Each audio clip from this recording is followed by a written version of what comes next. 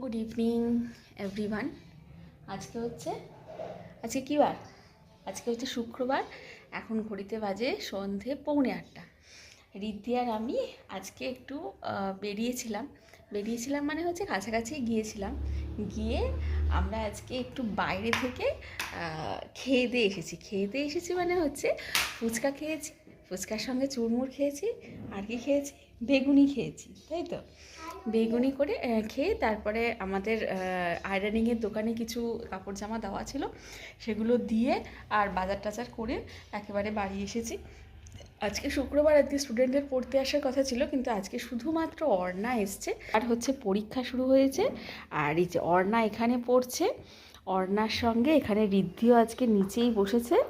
দিয়ে এই যে রিদ্ধি ওর জামা কাপড়টা বাইরে যেটা পরে গিয়েছিল ওটা নিয়েই আজকে এখানে বসেছে, মানে ও আর চেঞ্জ করেনি। কিরে, কি পড়ছিস? সমার্থক শব্দ পড়তে গিয়ে তো সমস্ত বানানগুলো ভুল, তাই তো?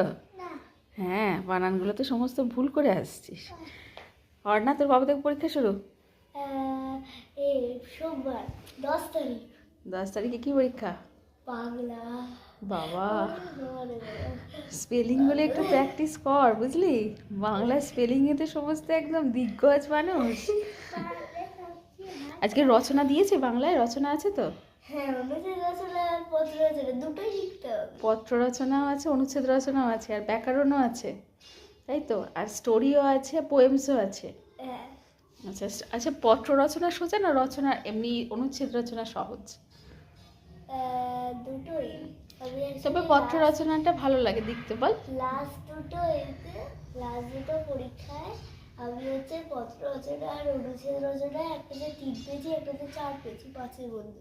বাহ, তাহলে তো তুই ভালো লিখেছিস। হ্যাঁ, আমি লিখেছি। হ্যাঁ। অ্যাকচুয়ালি ওই অনুচ্ছেদ রচনাটা আমি এরকম 80 পরীক্ষায় লিখে এসেছি 4 পেজি, কারণ হচ্ছে আমি শিরোনাম লিখতে ভুলে গেছি।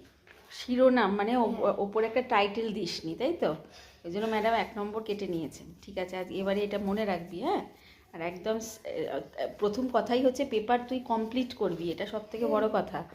আর স্পেলিংগুলোকে ঠিক করে উচ্চারণ করে লিখবি, উচ্চারণ করে স্পেলিং লিখলে কিন্তু একদম ভুল হবে না, বুঝিস? রিদ্ধি, তোর কবে থেকে পরীক্ষা? তোর এখনো রুটিন দেয়নি, তাই তো?